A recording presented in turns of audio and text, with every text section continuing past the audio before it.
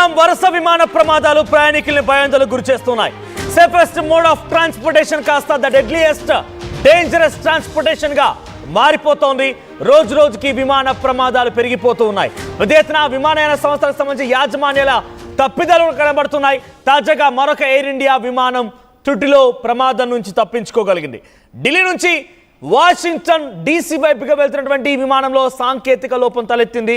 దీంతో విమానాన్ని వియన్నాలో emergency landing చేశారు. అయితే దీనికి సంబంధించి ఎయిర్ ఇండియా స్పోక్స్ పర్సన్ ఏం చెప్తున్నారంటే అది ఎమర్జెన్సీ ల్యాండింగ్ కాదు, ఎక్స్పెక్టెడ్ అండ్ పక్కా స్టాప్ ఓవర్గా నిర్ణయించినటువంటి స్టాప్ అయ్యేది ల్యాండింగ్ అది అక్కడ జరిగింది. సో మెయింటెనెన్స్లో భాగంగా ఫ్యూయల్ నింపుకోవడం కోసం వియన్నాలో నిలిపేయడం జరిగిందని చెప్పి ఎయిర్ ఇండియా చెప్తోంది. అయితే వియన్నాలో నిలిపేయడం కోసం అక్కడ ఫ్యూయల్ నింపడం కోసం నిలిపివేయచ్చు, కానీ అక్కడ నిలిపివేసిన తర్వాత ఒక్కసారి ఆ విమానానికి సంబంధించినటువంటి మెయింటెనెన్స్ టీమ్ అక్కడ చేరుకొని బేసిక్ ఇన్స్పెక్షన్ చేస్తున్న సమయంలో ఒక్కసారిగా ఒక పెద్ద ప్రమాదం బయటపడింది. ఒకవేళ కనుక అక్కడ స్టాప్ ఓవర్ కనుక లేకపోయి ఉంటే ఆ సమస్యను అటు పైలట్ కూడా గుర్తించలేరు, అటు సమస్యని ఎయిర్ ఇండియా సంస్థ గుర్తించలేదు, ఆ సమస్యని ఎవరు కూడా గమనించలేదు. ఒకవేళ కనుక అక్కడ వియన్నాలో ఫ్యూయల్ నింపుకోవడం కోసం ఆగకపోయినా అక్కడి నుంచి డైరెక్ట్గా వాషింగ్టన్ డీసీ వైపుగా వెళ్ళినా లేదంటే ఇంకొంత ఆలస్యమైనా కూడా చాలా పెద్ద ప్రమాదం సంభవించి ఉండేది. ఈ విమానంలో ఆ సమయానికి 256 మంది ప్రయాణిస్తూ ఉన్నారట. సో వారంతా వాషింగ్టన్ డీసీకి వెళ్తున్నారు. సో స్కెడ్యూల్ ప్రకారంగానే అక్కడ నిలిపివేయడం జరిగింది. ఇది ఎమర్జెన్సీ ల్యాండింగ్ కాదని ఎయిర్ ఇండియా చెప్తున్నప్పటికీ మెయింటెనెన్స్ అధికారులు వచ్చి ఒక్కసారిగా పరిశీలించిన తర్వాత జనరల్ ఇన్స్పెక్షన్లో భాగంగా అక్కడ పరిశీలించిన తర్వాత ఒక పెద్ద సమస్య బయటపడింది. సో ఆ ప్రయాణికులు మొత్తాన్ని కూడా వియన్నాలోనే నిలిపివేయబడ్డారు. వియన్నాలో వారందరూ నిలిపేశారు. సో వారందరికీ ఒక ప్రత్యేకమైనటువంటి హోటల్ బుక్ చేశారు, అందరినీ అక్కడ నిలిపేశారు. బికాస్ ఆ సమస్య ఇప్పుడప్పుడే తీరేది కాదట. అంటే బేసిక్ ఇన్స్పెక్షన్లోనే ఒక పెద్ద సమస్య బయటపడింది. ఆ సమస్యని వెంటనే తీర్చలేని సమస్య, ఇది సమయం పడుతుందని చెప్పడంతో ఒక రోజంతా అక్కడ నిలిచిపోవాల్సి వచ్చింది. వేరే విమానాల ద్వారా వారిని అలొకేట్ చేసి పంపించే ప్రయత్నం కూడా ఎయిర్ ఇండియా సంస్థ చేయలేనట్టుగా తెలుస్తోంది. అక్కడ ఉన్నటువంటి ప్రయాణికులు మొత్తం కూడా తీవ్ర ఆందోళన వ్యక్తం చేశారు. ఆ తర్వాత అటు వాషింగ్టన్ డీసీ నుంచి ఢిల్లీ వైపుగా, అంటే ఇటు నుంచి ఒక విమానం వెళ్ళింది, AI-103 విమానం. సో అక్కడికి వెళ్ళిపోయి అక్కడి నుంచి మరుసటి రోజున అంటే AI-104 అనే విమానం తిరుగు ప్రయాణం చేయాల్సి ఉంటుంది. అటు వాషింగ్టన్ డీసీ నుంచి ఢిల్లీ వైపుగా రావాల్సి ఉంటుంది. కానీ ఈ విమానం అక్కడికి చేరకపోవడంతో ఆ విమానం కూడా అంతరాయం కలిగింది. సుమారుగా ఈ విమానం ఈ సాంకేతిక లోపం కారణంగా నిలిచివేయడంతో సుమారుగా 3 మరో విమానాలు పూర్తిగా నిలిచిపోయాయి, ఎయిర్ ఇండియా విమానాలన్నీ కూడా. సో ఎయిర్ ఇండియా విమానాలని వరుస ప్రమాదాలు వెంటాడుతూ ఉన్నాయి. ఒక రకంగా దురదృష్టం చంకలో పెట్టుకునే విమానాలు ఎయిర్ ఇండియా విమానాలు ప్రయాణం చేస్తున్నట్టుగానే ఉంది. సో 1 కాదు 2 కాదు, అహ్మదాబాద్లోని ఆ ఘటన మరవక మునిపే 270 మంది మరణాలకు సంబంధించి ఆ ఘటన మరవక మునిపే వరుస విమాన ప్రమాదాలు రోజు రోజుకి బెంబేలెత్తిస్తున్నాయి, ప్రజల్ని చాలా భయభ్రాంత గురి చేస్తున్నాయి. ఇక ఎయిర్ ఇండియా విషయానికి వస్తే నేను మళ్ళీ చెప్తున్నాను, ఎయిర్ ఇండియా అంటేనే ఒక ప్రమాదానికి రహదారిగా, డైరెక్ట్గా యమలోకానికి రహదారిగా మారిపోయినట్టుగానే ఉంది. సో వాషింగ్టన్ డీసీకి వెళ్లాల్సినటువంటి ఎయిర్ ఇండియా విమానం, బోయింగ్ విమానం AI-103 ఈ విమానంలో వియన్నాలో స్కెడ్యూల్ ప్రకారంగా నిలిపివేయబడింది, ఫ్యూయలింగ్ కోసం నిలిపివేయబడింది. అంటే ఫ్యూయలింగ్ కోసం నిలిపివేసినటువంటి AI-103 డ్రీమ్ లైన్ బోయింగ్ విమానంలో బేసిక్ ఇన్స్పెక్షన్లో భాగంగా స్టాప్ ఓవర్ పీరియడ్ అంటారు. దీన్ని స్టాప్ ఓవర్ పీరియడ్ అనేటువంటి పదంతో చెప్తూ ఉంటారట. సో స్టాప్ ఓవర్ పీరియడ్ అంటే ఏంటి? ఫ్యూయలింగ్ కోసం కానీ బేసిక్ ఇన్స్పెక్షన్ కోసం కానీ మెయింటెనెన్స్ టీమ్ అక్కడికి వస్తూ ఉంటుంది. సో బేసిక్గా అక్కడ ఆపిన దేనికోసం? పైలట్ ఎటువంటి సమస్యలు గుర్తించలేదు, పైలట్ ఎటువంటి సమస్యలు గుర్తించలేరు, ఎటువంటి సాంకేతిక లోపాన్ని గుర్తించలేరు, ఫ్యూయలింగ్ కోసం మాత్రమే ఆపారు. కానీ బేసిక్ ఇన్స్పెక్షన్ కోసం మెయింటెనెన్స్ టీమ్ అక్కడ చేరుకున్న తర్వాత ఇన్స్పెక్షన్లో భాగంగా ఒక పెద్ద సమస్య బయటపడింది. అయితే డైరెక్ట్గా కనుక ఈ విమానం వాషింగ్టన్ డీసీకి వెళ్ళినా ఆ ప్రమాదం సంభవించి పెద్ద ఎత్తున భారీ ప్రమాదం జరిగి ఉండేది, లేదా కొంత ఆలస్యమైన భారీ ప్రమాదం జరిగేది. అయితే మెయింటెనెన్స్ టీమ్ ఆ సమస్యను గుర్తించింది. ఆ సమస్యను పరిష్కరించడం కోసం ఇప్పుడు అప్పుడే కాదు, చాలా సమయం పడుతుండడంతో ప్రయాణికులందరినీ ఆ ఎయిర్పోర్ట్లోనే వదిలేశారు. కొంతమందికి రూమ్లు కేటాయించి వారందరినీ కూడా హోటల్లో ఉంచడం జరిగింది.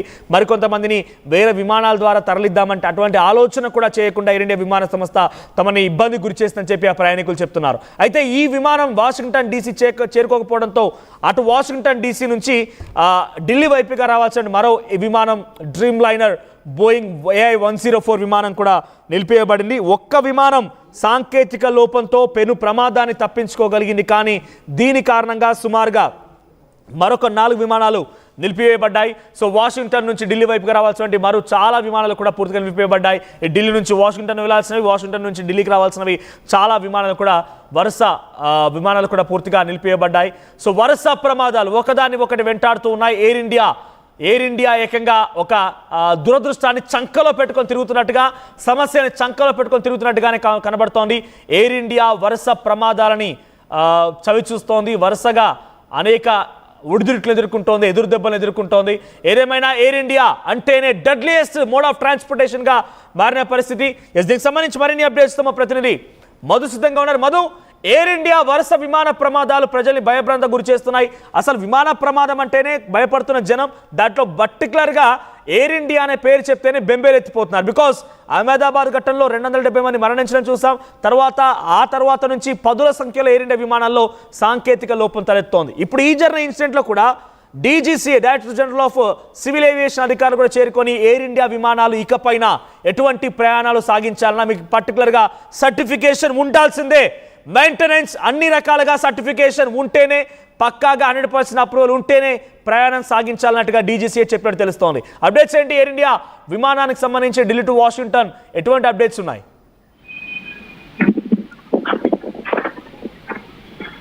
వరుస ప్రమాదాలకు ఎయిర్ ఇండియా సంస్థ కేంద్ర బిందువుగా మారుతా ఉంది. వరుస వివాదాలు ఎయిర్ ఇండియా వారి సంస్థకి ప్రమాదాలుగా వారికి పరిగణిస్తా ఉన్నారు. ముఖ్యంగా ఢిల్లీ నుంచి వాషింగ్టన్ వెళ్తున్న విమానంలో ఈ లోపం గుర్తించడం, వరుస ప్రమాదాలకు సంబంధించినటువంటి అంశాల్లో, వరుస వివాదాలకు సంబంధించి భద్రతాపరమైనటువంటి లోపాలు, చిన్న చిన్న టెక్నికల్ అంశాల పరంగా ఏదో ఒక సందర్భంలో వార్తల్లో నిలుస్తా ఉంది ఎయిర్ ఇండియా. మళ్ళీ వార్తల్లో నిలిచినటువంటి పరిస్థితి. దాంట్లో సుమారు 250 మంది ప్రయాణికులు ఉండడంతో కాస్త ఆందోళన ఉంది. గుర్తించారు, వారిని సేఫ్ గా విమానాన్ని రద్దు చేశారు, వారికి వసతి కల్పించారు. ఇంతవరకు బాగానే ఉంది. కానీ ఎందుకు పదే పదే ఎయిర్ ఇండియా విమాన సంస్థల్లోనే ఇలాంటి లోపాలు తలెత్తుతున్నాయి? ఎగ్జాక్ట్లీ టేక్ ఆఫ్ అయ్యే కొన్ని గంటల ముందు, కొన్ని నిమిషాల ముందు ఎందుకు ఇలాంటి సాంకేతిక పరమైనటువంటి లోపాలను గుర్తించాల్సినటువంటి సిచ్యువేషన్ వస్తుంది అనేటువంటిది అసలు చర్చనీయాంశమైంది. ఎందుకంటే ఎయిర్ ఇండియా విమానాలు భారత్ నుంచి ప్రపంచంలో నలుమూలల ప్రయాణికులను తీసుకెళ్తాయి. చాలా మంది వీటి ద్వారా టికెట్లు బుక్ చేసుకుని ముందుగానే ప్రయాణిస్తూ ఉంటారు, బిఫోర్ షెడ్యూల్ ఉంటుంది. దీంట్లో ఈ ప్రమాదాలు చోటు చేసుకోవడంతో నెక్స్ట్ ఫ్యూచర్ లో ఎయిర్ ఇండియా విమానాల్లో టికెట్లు బుక్ చేసుకోవాలంటేనే ప్రజలు భయాందోళన చెందేటువంటి పరిస్థితి నెలకొంది. ప్రస్తుతం ఇదే అంశం మళ్ళీ ఒకసారి ఎయిర్ ఇండియా వార్తల్లో నిలిచినటువంటి పరిస్థితి ఉంది. ఈ విమానానికి సంబంధించి ఢిల్లీ నుంచి వాషింగ్టన్ వెళ్తున్నటువంటి విమానం అత్యవసర ల్యాండ్ అయ్యారు. సియానాలో ప్రస్తుతం దాన్ని నిలిపివేసినటువంటి పరిస్థితి, రద్దు చేసి వారికి ప్రత్యామ్నాయ ఏర్పాట్లు చేస్తున్నట్టుగా తెలుస్తా ఉంది. సో పదే పదే ఎయిర్ ఇండియా విమానయాన సంస్థ పలు వివాదాల్లో, సాంకేతిక లోపాలతో, భద్రతాపరమైనటువంటి లోపాలతో వార్తల్లో నిలుస్తా ఉండడంతో కాస్త ఆందోళన ఉంది విమాన ప్రయాణికుల్లో. బట్ మరోవైపుగా DGCA చాలా క్లియర్గా చెప్పింది, ఇకపైన ఎయిర్ ఇండియా విమానాలు ఎక్కడి నుంచి ప్రయాణించాలన్నా 100% మెయింటెనెన్స్ సంబంధించి అన్ని రకాల అప్రూవల్స్ ఉంటేనే, ఆ విమానం పర్ఫెక్ట్గా ఉంది, మెషిన్ రెడీగా ఉంది, అంతా సిద్ధంగా ఉందనుకుంటేనే ఆ విమానం ప్రయాణాన్ని కొనసాగించాలని చెప్పి చాలా పక్కాగా చెప్పింది. ఇదే రకమైన నిర్ణయం అన్ని విమానాల్లో ఉండే అవకాశం ఉందా? స్పైస్ జెట్లో, ఇండిగోలో, ఇంకా ఎగ్జిగోలో, ఇవన్నీ విమానాల్లో కూడా ఉండే అవకాశం ఉందా? కేవలం ఎయిర్ ఇండియా ప్రమాదాలు జరుగుతున్నాయి కాబట్టి ఎయిర్ ఇండియాకి మాత్రమే వర్తిస్తుందా? ఖచ్చితంగా ముందుగానే ఏ సాంకేతిక సమస్యలున్నా గుర్తించిన విమానం బయలుదేరే ముందు మొత్తం క్లియరెన్స్ ఉంటుంది. ఫ్యూయల్ చెకింగ్ నుంచి టేక్ ఆఫ్ అయ్యేంత వరకు, టేక్ ఆఫ్ అయ్యేటువంటి మరో క్షణం వరకు కూడా అన్ని క్లియరెన్స్ వస్తేనే, ఓకే అని చెప్పిన తర్వాతనే టేక్ ఆఫ్ కావడానికి అనుమతి లభిస్తుంది. దాంతో ఏటీసీకి ముందు సమాచారం ఇస్తారు, ఎయిర్ ట్రాఫిక్ కంట్రోల్ కి. అంతా సమాచారం ఇచ్చిన తర్వాతనే ముందుకు వెళ్లే పరిస్థితి ఉంది. విమానం కదిలే అవకాశం ఉంటుంది, ఎగిరే అవకాశం ఉంటుంది. కాబట్టి కానీ చివరి క్షణంలో ఎందుకు సాంకేతిక సమస్యలను గుర్తించేటువంటి పరిస్థితి ఉంది అంటే భద్రతాపరమైనటువంటి కారణాలు ఎందుకు ఇంత లోపభూయిష్టంగా ఉన్నాయి అనేటువంటి దానిపైన ఆందోళన ఉంది. మనం గతంలోనే చూసాం, ఇండియన్ భారత ప్రభుత్వం అహ్మదాబాద్ లో జరిగినటువంటి ఘటన తర్వాత పూర్తి స్థాయిలో ఒక నివేదిక కోరింది. ఎప్పుడెప్పుడు భద్రతాపరమైనటువంటి క్లియరెన్స్ వచ్చింది, ఏ అంశాలను గుర్తించారు, ఎవరు క్లియర్ చేశారు, చివరిగా విమానానికి క్లియరెన్స్ ఇచ్చినటువంటి వ్యక్తి ఎవరు, భద్రతాపరంగా అనేటువంటి వివరణ కోరారు. ఈ అంశంలో కూడా వివరణ కోరేటువంటి అవకాశం ఉంది. ఎందుకంటే చాలా మంది ప్రయాణికులు, 250 మంది ప్రయాణికులు వాళ్ళ ప్రాణాలు గాల్లో కలిసిపోయేటువంటి పరిస్థితి, సాంకేతిక సమస్యను కనుక గుర్తించకపోతే సరైన టైంలో, మొన్న అహ్మదాబాద్ లో జరిగినటువంటి ఘటన కనుక పునరావృతమైతే. కాబట్టి మరింత భద్రతాపరంగా దృష్టి పెట్టే అవకాశం ఉంది. మొత్తానికి విమానం దీంట్లో సాంకేతిక సమస్య గుర్తించడం, నిలిపివేయడం, ప్రత్యామ్నాయ ఏర్పాటు చేయడంతో కాస్త ప్రయాణికులు ఊపిరి పీల్చుకున్నారు. రైట్ మధు. సో మరొక విమానం ప్రమాదం నుంచి త్రుటిలో తప్పించుకుంది. ఎయిర్ ఇండియా విమానం ఢిల్లీ నుంచి వాషింగ్టన్ వెళ్తుండగా స్కెడ్యూల్ ప్రకారంగా విమానం నిలిపేయబడింది.